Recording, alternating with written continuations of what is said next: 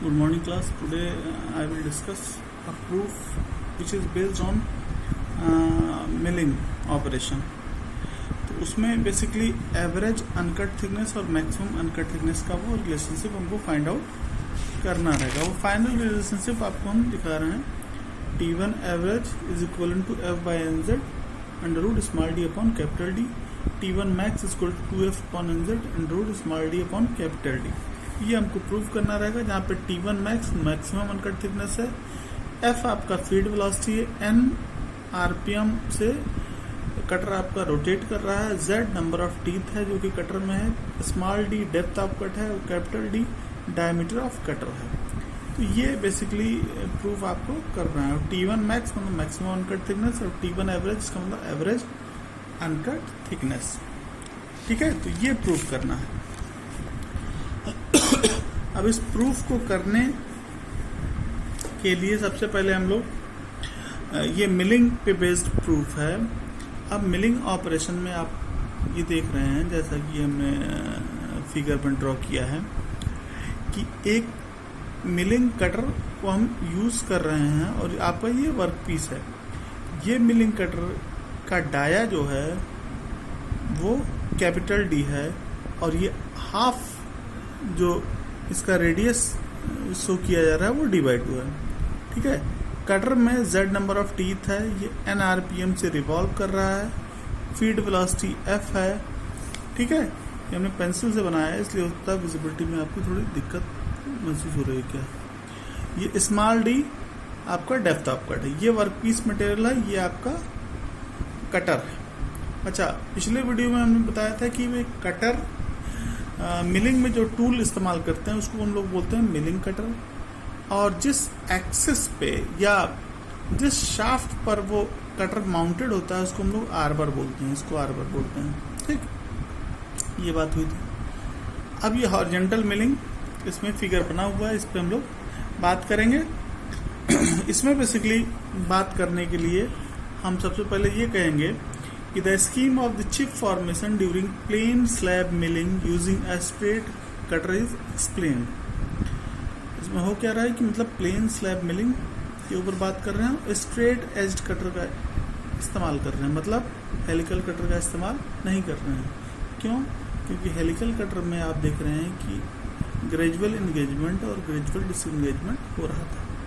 तो यहाँ पे जो कटर इस्तेमाल करेंगे वो स्ट्रेट एज कटर इस्तेमाल करेंगे और बात करेंगे हम लोग प्लेन स्लैब मिलिंग के लिए। ठीक है, कटर का डायमीटर कैपिटल डी है, डेप्थ ऑफ कट आपका स्मॉल डी है। ठीक है, when the milling is done with a straight edge cutter the operation is called orthogonal. अगर आप स्ट्रेट एज कटर के मदद से मिलिंग कर रहे हैं तो ये प्रोसेस क्या कहलाएगा? ऑर्थोगोनल कटिंग ऑपरेशन कहलाएगा। ठीक है, अब चूंकि इसमें number of cutting edges, number of cutter के number of cutting edges cutting में अपना रोल प्ले करते हैं, लेकिन हम अपनी एनालिसिस जो करेंगे केवल एक सिंगल टूथ के ऊपर एनालिसिस करेंगे। तो ये जो प्रूफ हमने किया है वो एक सिंगल टूथ के ऊपर एनालिसिस करके प्रूफ किया है। ठीक है, since all the cutting edges takes part in the machining, the study of the process is facilitated by considering the action of only a single tooth। एक टूथ की analysis हम लोग करेंगे। ठीक है, अब इसमें क्या हम लोग कंसिडर कर रहे हैं? इसमें कंसिडर कर रहे हैं कि if F is the feed velocity, ये क्या फीड वेलोसिटी क्या है? F है, फीड वेलोसिटी आपकी F है, फीड वेलोसिटी F है। If F is the feed velocity of the table in mm पर मिनट, इस टेबल मान लिया इसके नीचे टेबल हो, ये इस टेबल का मूवमेंट हो किस वेलोसिटी से? F वेलोसिटी से, फीड वेलोसिटी से, जो कि mm पर मिनट से शो किया जा रहा है। The effective feed per tooth, effective feed per tooth that is F by NZ, वो क्या होगा? F by NZ, effective feed per tooth. एक टूथ पर फीडिंग कितना होगा, एफ बाई एन जेड होगा, और ये इसकी यूनिट क्या होगी, होगी। ठीक है, तो effective feed per tooth in will be F by N Z. ठीक है, अगर एफ आपका फीड वेलोसिटी है तो ये होगा कैसे। अगर ये चीज़ आप क्लियरली समझ जाते हैं तो इस प्रूफ में कोई बहुत ज़्यादा प्रॉब्लम आपको नहीं होगी। ठीक है, जहाँ पे एफ है फीड वेलोसिटी, एन है कटर का आरपीएम, मतलब एन आरपीएम से कटर रोटेट कर रहा है। ये कटर जो रोटेट कर रहा है वो एन आरपीएम से रोटेट कर रहा है। फीड वेलोसिटी एफ है, और z क्या है, इसमें z cutter with z teeth, number of teeth है वो z है इस कटर का। ठीक है, ये इतनी बात हुई। तो ये हमने लिख कैसे लिख दिया, फीड पर टूथ को f बाई एन जेड कैसे हमने लिख दिया। फीड पर टूथ क्या है आपका, f बाई एन जेड, ये क्या है, फीड पर टूथ। तो feed per tooth F by N Z कैसे होगा। अब हम मान लेते हैं कि ये वर्कपीस है और इसमें नंबर ऑफ टीथ जो है वो z है। ठीक है, और ये एक बार रिवॉल्व करता है, n की वैल्यू 1 रखते हैं, और टोटल फीड आपका f है, तो एक टीथ पर पड़ने वाला फीड कितना हो जाएगा, f बाई जेड हो जाएगा। या इसको दूसरे हिसाब से ऐसे कर सकते हैं कि मान लिया कोई एक कटर है जिसमें 2 ही टीथ है, उसमें 2 ही दांत हैं, मान लेते हैं फॉर एग्जांपल। हमने क्या किया कि एक कटर बनाया जिसमें हमने कहा कि 2 ही टीथ हैं, इक्वी डिस्टेंस टीथ होगा, तो ये मान लेते हैं ऐसा। ठीक है, ये एक वर्क पीस है। अब मशीनिंग आपकी हो रही है, मशीनिंग हो रही है। इस वर्क पीस का फीड वेलोसिटी जो है f है, और ये रोटेट कर रहा है n आरपीएम से। ठीक है, और 2 टीथ मान लेते हैं। n की वैल्यू मान लिए 1 है, मान लेते हैं n की वैल्यू 1 है, मतलब 1 चक्कर लगा रहा है, और इसमें 2 टीथ है, और टेबल का जो फीड वेलोसिटी है वो क्या है, f है। तो एक टीथ पर कितनी फीडिंग होगी, ऑब्वियस सी बात है f बाई 2 होगी। क्यों, क्योंकि नंबर ऑफ टीथ 2 हैं। ठीक है, अब यही अगर 2 चक्कर लगा रहा होता, यही अगर n की वैल्यू 2 होती, मान लिया 2 चक्कर लगा रहा होता, एक टीथ पर एक बार में कितनी फीडिंग होगी ये बताइए। तो क्या होगा, एक चक्कर लगाएगा तो ये पहला कांटेक्ट होगा वर्कपीस से, फिर इसका कांटेक्ट होगा दूसरा, फिर इसका कांटेक्ट होगा तीसरा, फिर इसका कांटेक्ट होगा चौथा। इसका मतलब 4 बार कांटेक्ट होगा, एक टीथ का 2 बार और दूसरे टीथ का 2 बार, तो टोटल 4 बार कांटेक्ट होगा। और फीड आपका f है, टेबल का फीडिंग f mm पर मिनट है। ठीक है, तो एक टीथ का एक बार में फीड कितना होगा, f बाई 4 होगा, मतलब f बाई 2 इंटू 2 आरपीएम हो गया, और 2 ये टीथ हो गया, f बाई एन जेड हो गया।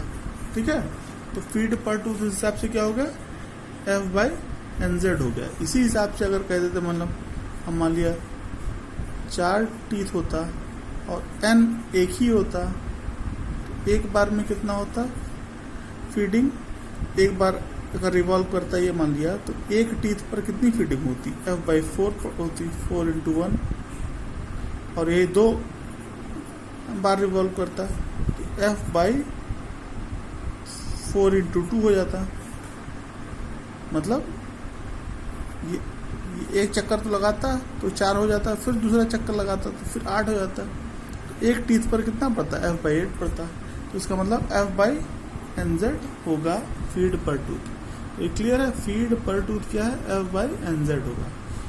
इसका मतलब ये फीड पर टूथ क्या कह रहा है, इसका मतलब एक टीथ पर एक बार में कितनी फीडिंग होगी। इस बात को समझिए, एक टीथ पर फीडिंग नहीं बता रहा है, ये कह रहा है एक टीथ पर एक बार में कितनी फीडिंग होगी, फीड पर टूथ एक बार में। क्यों? क्योंकि वैसे देखा जाए तो मान लिया ये 4 टीथ है और 2 चक्कर लगा रहा है, तो एक टीथ पर तो F/4 ही फीडिंग हो रही है, लेकिन एक टीथ पर एक बार में फीडिंग अगर कर रहे हैं तो F/4 × 2, इसका मतलब F/8। एक टीथ पर एक बार में फीडिंग कितनी होगी, F/8। F/8 इस पे, F/8 इस पे, F/8 इस पे, F/8 इस पे, एक चक्कर लगाया तो इतना होगा, फिर दूसरे चक्कर में फिर F/8, फिर F/8, फिर F/8, 8 बार ऐसा होगा। सबको जोड़ोगे तो F ही आएगा ना फीड, तो ऐसे निकालेंगे। ठीक, तो फीड पर टूथ आपका F/NZ है। ठीक है, where N is the cutter RPM and Z is the number of teeth in the cutter. अब इसी हिसाब से मटेरियल रिमूवल रेट कैसे निकाल सकते हैं? मटेरियल रिमूवल रेट जो होगा वो F × स्मॉल d होगा। क्या होगा material removal rate? F × small d। The material removal rate per unit width of the job is given by F × d। ये किसमें है? Per unit width, unit width पर material removal rate F × d है। इसको unit wise देख लें। F का unit क्या है? mm/मिनट। D का यूनिट क्या है? mm, तो mm² पर मिनट हो गया। फिर पर यूनिट विड्थ × 1 विड्थ को अगर कंसिडर करें, mm³ पर मिनट। mm³ मतलब क्या? वॉल्यूम पर मिनट। इसका मतलब वॉल्यूम पर मिनट कहने का मतलब यह है कि मटेरियल रिमूवल रेट भी तो ऐसे रिप्रेजेंट किया जाता है, कितना वॉल्यूम रिमूव हुआ पर यूनिट टाइम। तो इसका मतलब F × d आपका क्या होगा? MRR होगा। किसके लिए? यूनिट विड्थ के लिए। यूनिट, वैसे इसका यूटिलाइजेशन हमको इस प्रूफ में नहीं करना है, लेकिन ऐसे बस बता दे रहे हैं कि F × d जो होगा वो MRR होगा, मटेरियल रिमूवल रेट होगा पर यूनिट विड्थ के। ठीक है, ये चीज हो गया। अब इसमें आगे, इसमें अब देखते हैं, इस फिगर पे आ जाते हैं। ठीक है, अब बेसिकली इसी फिगर से, इस बेसिक फिगर से ये फिगर ड्रॉ किया गया है। इसमें Z नंबर ऑफ टीथ हैं। इन Z ऑफ टीथ को यहाँ पे रिप्रेजेंट ना किया गया है, खाली एक टीथ को कंसिडर करते हुए चला गया है। तो ये पॉइंट, इसका सेंटर जो होगा, इसका मान लिया सेंटर O है इसका, तो यहाँ पे भी सेंटर O बनाया गया है। सेंटर O से इस टीथ का जो डिस्टेंस है वो d/2 है। इसका मतलब इस सेंटर, कटर के सेंटर से जो आउटर सरफेस है टीथ का, वो डिस्टेंस कितना है? d/2 है। तो यहाँ भी कटर के सेंटर से जो आउटर सरफेस है वो डिस्टेंस कितना है? d/2 यहाँ पर रिप्रेजेंट किया गया है। ठीक है, स्मॉल d क्या है? Depth of cut. इसका मतलब कितना मटेरियल ये कट कर रहा है, कितना डेप्थ तक कट कर रहा है। यहाँ पे भी आपको दिखाया गया, ये आपका डेप्थ ऑफ कट है। ठीक है, ये चीज ठीक। NRPM से रोटेट कर रहा है, तो ये भी NRPM से रोटेट कर रहा है। ठीक है, ये चीज है। फीड वेलोसिटी F है यहाँ पे, तो यहाँ पे भी फीड वेलोसिटी दिखाया नहीं गया, लेकिन ठीक है, ये फीड वेलोसिटी F यहाँ पे भी होगा। ठीक, अब आप देखेंगे कि जब ये, ठीक है, अब ये एंगल यहाँ पे दिखाया गया, angle beta. Feed per tooth तो F/NZ क्लियर हो गया कि एंगल एक दिखाया गया है बीटा। ये बीटा बेसिकली एंगल क्या है? ये angle included by the contact arc at the cutter centre. कहने का मतलब ये है कि ये जो टीथ है कटर का, जब से कांटेक्ट वर्कपीस से कांटेक्ट हुआ और जब वर्कपीस का कांटेक्ट खत्म हुआ, उस दौरान वो सेंटर पे कितना एंगल बना रहा है, उसी को बोलेंगे हम कांटेक्ट आर्क एंगल। उसको बीटा से रिप्रेजेंट करेंगे। ठीक है, तो ये कांटेक्ट आर्क एंगल हो गया, इसको हमने बीटा से रिप्रेजेंट किया। इसको रिप्रेजेंट किया हम लोगों ने बीटा से। तो इसका मतलब ये एंगल आपका कांटेक्ट आर्क एंगल होगा। मतलब जहाँ से कटर का एक टीथ जिसकी एनालिसिस हम लोग कर रहे हैं वो कांटेक्ट वर्कपीस से बना रहा है, और जहाँ पे कांटेक्ट छोड़ रहा है इसके बीच का एंगल बीटा कहलाएगा, जिसको बोलेंगे कांटेक्ट आर्क एंगल। ठीक, ये हो गया। अब बात हम लोग करेंगे कि भाई ये चीज हो गया ना। अब ये आपका डेप्थ ऑफ कट डी है। अब देखेंगे आप इसमें कि शुरुआत में जब वर्क पीस से ये टीथ कांटेक्ट बनाना शुरू कर रहा है और जब कांटेक्ट खत्म कर रहा है, तो इस दौरान आप देखेंगे कि ये थिकनेस धीरे धीरे बढ़ रही है। थिकनेस कम, यहाँ पहले 0 था, फिर धीरे धीरे ये चिप आपका निकल के जा रहा है। ये जो निकल रहा है ये चिप निकल रहा है, ये आपका टीथ है, ये कटर का टीथ है। ये पार्ट जो बनाया गया है, ये पार्ट ये कटर का टीथ है। एक टीथ दिखाने का प्रयास किया गया है और ये चिप निकल रहा है। तो ऐसे सभी टीथ वर्कपीस से कांटेक्ट में आते होंगे और मटेरियल रिमूव होता होगा। मल्टी पॉइंट कटिंग टूल है आपका मिलिंग कटर। ठीक, तो इसमें क्या देखेंगे, इसमें आप ये देखेंगे कि वर्कपीस से कांटेक्ट जब करता है तब जो थिकनेस होगा, जो मटेरियल रिमूवल का अनकट थिकनेस जो होगा वो 0 होगा। यहाँ पे कुछ भी वैल्यू नहीं होगी, धीरे धीरे अनकट थिकनेस की वैल्यू बढ़ रही है। तो ये जो गैप है, ये डिस्टेंस आपका अनकट थिकनेस कहला रहा है। अनकट थिकनेस T1 इसको बोल रहे हैं। तो ये थिकनेस धीरे धीरे अब यहाँ पे बढ़ जाएगा। फिर एक पॉइंट ऐसा आएगा जहाँ पे मैक्सिमम अनकट थिकनेस होगा। तो यही दिखाया गया, maximum uncut thickness T1 max. इसी का रिलेशनशिप फाइंड आउट करना है बीटा डी और कैपिटल डी, इन सबको मिला के। समझ गए नहीं, ये काम करना है। तो ये ए बी की जो डिस्टेंस होगी वही आपका मैक्सिमम अनकट थिकनेस कहला रहा है। ठीक है, अनकट थिकनेस की मैक्सिमम वैल्यू। जैसे हम बता रहे हैं कि मान लिया ये थिकनेस है, इसकी थिकनेस हम कब किसको बोलते हैं, इस कॉपी की थिकनेस हम किसको बोलेंगे, तो ये परपेंडिकुलर दूरी होगी वही तो इसकी थिकनेस होगी। ऐसे क्रॉस से ले जाएंगे तो वो थिकनेस थोड़ा ना कहलाएगी। ये क्रॉस जो होगा वो उसकी थिकनेस थोड़ा ना होगी, इसकी जो परपेंडिकुलर डिस्टेंस होगी यही थिकनेस होगी। तो यही परपेंडिकुलर दूरी, ये इस पे परपेंडिकुलर ड्रॉ किया गया है। ठीक है, यही परपेंडिकुलर दूरी आपकी मैक्सिमम अनकट थिकनेस होगी। ठीक है, तो अनकट थिकनेस को इसे T1 से रिप्रेजेंट किया गया है, मतलब धीरे धीरे थिकनेस बढ़ेगी और एक मैक्सिमम वैल्यू तक आएगी जिसको बोलेंगे मैक्सिमम अनकट थिकनेस। ठीक, ये चीज है। ये फिगर जो दिखाया गया वो डिटेल ऑफ चिप फॉर्मेशन का फिगर दिखाया गया। ये फिगर जो आपका था वो कटर एंड ऑपरेशन पैरामीटर्स था। ठीक है, ये चीज है।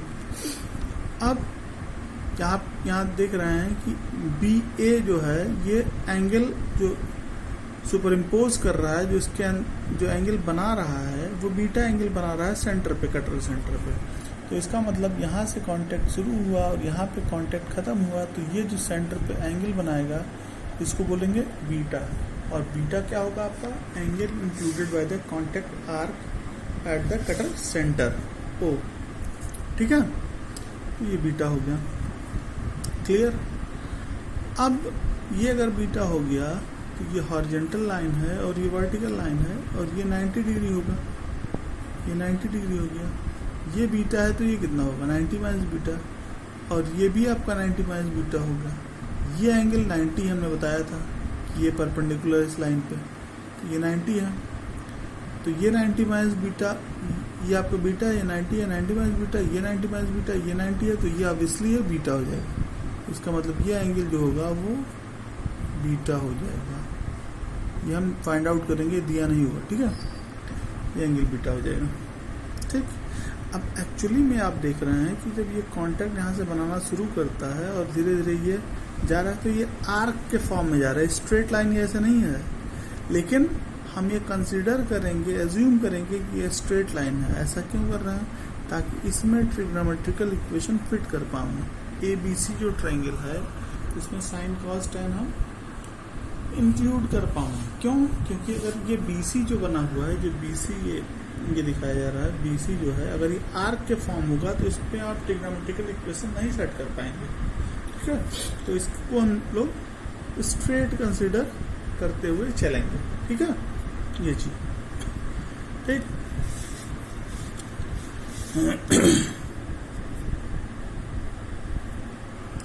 तो इसमें ये चीज हो गया, ठीक है। अब देखिए, if the feed velocity is small, if the feed velocity is small,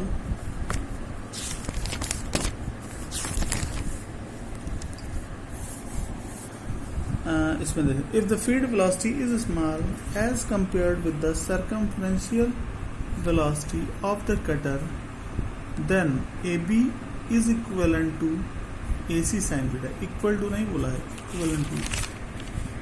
अब देखिए,